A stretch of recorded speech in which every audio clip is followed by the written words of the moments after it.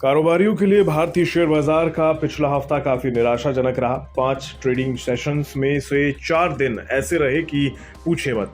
चारों दिन बाजार गोता खाकर बंद हुआ।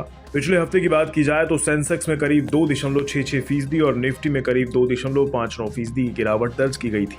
वहीं बीएसई मिड कैप और स्मॉल कैप भी इस गिरावट में भागीदार रहे। बीएसई मिड कैप 4.75% और स्मॉल कैप इंडेक्स 7.62% तक गिरकर बंद हुए थे। अब इतनी गिरावट पिछले हफ्ते सभी सेक्टर्स में देखने को मिली है, तो स्वाभाविक है कि निवेशकों का पैसा भी डूबा होगा। तो बता दें, पिछले हफ्ते की गिरावट के कारण शेयर बाजार के निवेशकों की 9 लाख करोड़ रुपए की संपत्ति सुहा हो गई थी। अब अगला हफ्ता कैसा रहने वाला है और कौन कौन से अहम फैक्टर्स यानी ट्रिगर्स हैं जिनसे बाजार आगे की दिशा और दशा तय करेगा, ये सब हम आपको इस वीडियो में बताने जा रहे हैं। कोविड की चिंताओं से बाजार सहमा हुआ है। अगले हफ्ते भी कोविड के मामलों में बढ़ोतरी देखने को मिल सकती है, क्योंकि चीन, अमेरिका, जापान समेत दुनिया के कई हिस्सों में एक नया कोविड वेरिएंट सामने आ गया है। इसका नाम ओमिक्रॉन वेरिएंट BF7 है। इसी नए वेरिएंट के कारण कोविड की नई वेव आने की संभावना है, जिसके कारण फिर से दुनिया लॉकडाउन और रिसेशन की तरफ जा सकती है। अभी भारत में इस नए वेरिएंट का केस गुजरात और उड़ीसा में ही सामने आया है। अब माइक्रो इकोनॉमिक डेटा पर भी नजर डाल लेते हैं। 30 दिसंबर यानी अगले शुक्रवार को देश का फिजिकल डेफिसिट और कोर सेक्टर का आंकड़ा सामने आने वाला है। फिजिकल डेफिसिट का आंकड़ा नवंबर महीने का आने वाला है। वहीं 23 दिसंबर को समाप्त हुए सप्ताह के विदेशी मुद्रा भंडार के आंकड़े भी सामने आने वाले हैं। इन सभी आंकड़ों पर बाजार की नजर रहने वाली है। अब घरेलू माइक्रो इकोनॉमिक डेटा की बात हो गई है, तो ग्लोबल माइक्रो इकोनॉमिक डेटा के बारे में भी जान लेते हैं। बाजार की नज़र तेल की कीमतों पर भी बनी रहती है। लगातार ये दूसरा सप्ताह है जब तेल की कीमतों में रैली देखने को मिल रही है, लेकिन कोविड के बढ़ते केस और मंदी की आशंकाओं के चलते कमजोर डिमांड देखने को मिल रही है। यही कारण है कि पिछले 3 हफ्तों से ब्रेंट क्रूड फ्यूचर्स $85 प्रति बैरल के नीचे ट्रेड कर रहा है। बता दें, पिछले सप्ताह international benchmark Brent crude future लगभग 6% बढ़कर $79 प्रति बैरल तक पहुंच गया था। इसमें निचले स्तर से खरीदारी देखने को मिली थी। अब क्रूड ऑयल की कीमतों पर एनालिस्ट का क्या मानना है, ये जान लेते हैं। शेर खान बाय BNP पारिबा के रिसर्च एनालिस्ट के मुताबिक क्रूड ऑयल की कीमतों में सीमित अपसाइड देखने को मिल सकती है।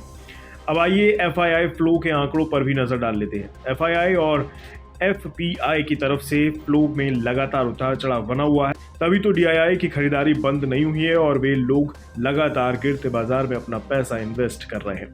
आंकड़ों पर नजर डालें तो 23 दिसंबर को समाप्त हुए सप्ताह में FII ने लगभग 1000 करोड़ रुपए के शेयर बेचे। वहीं DII ने इसी सप्ताह के दौरान 8500 करोड़ रुपए के शेयर खरीद डाले। अब अगले सप्ताह कौन कौन से IPO आने वाले हैं, ये भी जान लेते हैं। अगले हफ्ते 2 कंपनियां अपना इनिशियल पब्लिक ऑफर लॉन्च करने वाली हैं। पहला IPO radiant cash management service का है। ये 23 दिसंबर को लॉन्च किया गया था। इस IPO में आप 27 दिसंबर तक निवेश कर सकते हैं। ये company retail cash management services देने का काम करती है। रेडिएंट कैश मैनेजमेंट सर्विस के IPO का प्राइस बैंड 94 से 99 रुपये प्रति शेयर है। ये कंपनी इस IPO से 388 करोड़ रुपए जुटाएगी। अब आइए दूसरे IPO पर। शाह पॉलीमर्स दूसरा IPO है जो अगले हफ्ते बाजार में आएगा। शाह पॉलीमर्स का IPO 30 दिसंबर को खुला था और इसमें निवेश करने के लिए आपके पास 4 जनवरी तक का वक्त है। Shah polymers black packaging solutions के सेक्टर में काम करती है। वहीं अभी तक इस कंपनी ने अपने IPO का प्राइस बैंड का ऐलान नहीं किया है। अब जाते जाते निफ्टी पर टेक्निकल व्यू भी जान लीजिए। निफ्टी 50 ने डेली चार्ट के साथ साथ वीकली स्केल पर लॉन्ग बियरिश कैंडल बनाया है। इससे शॉर्ट टर्म में कमजोरी के संकेत मिल रहे हैं। आपको बता दें, ये लगातार दूसरा सप्ताह है जब निफ्टी के चार्ट में लोअर हाइज और लोअर लोज का पैटर्न बन रहा है। स्वास्थ्य का इन्वेस्टमेंट के मुताबिक निफ्टी ने कई सपोर्ट लेवल को तोड़ दिया है। वहीं निफ्टी के RSI के मुताबिक निफ्टी ओवरसोल्ड टेरिटरी की ओर बढ़ने को तैयार दिख रही है। स्वास्थ्य का इन्वेस्टमेंट के अनुसार अगर निफ्टी 17840 के 100 DMA पर बने रहने में सफल रहता है तो मार्केट में शॉर्ट कवरिंग देखने को मिल सकती है।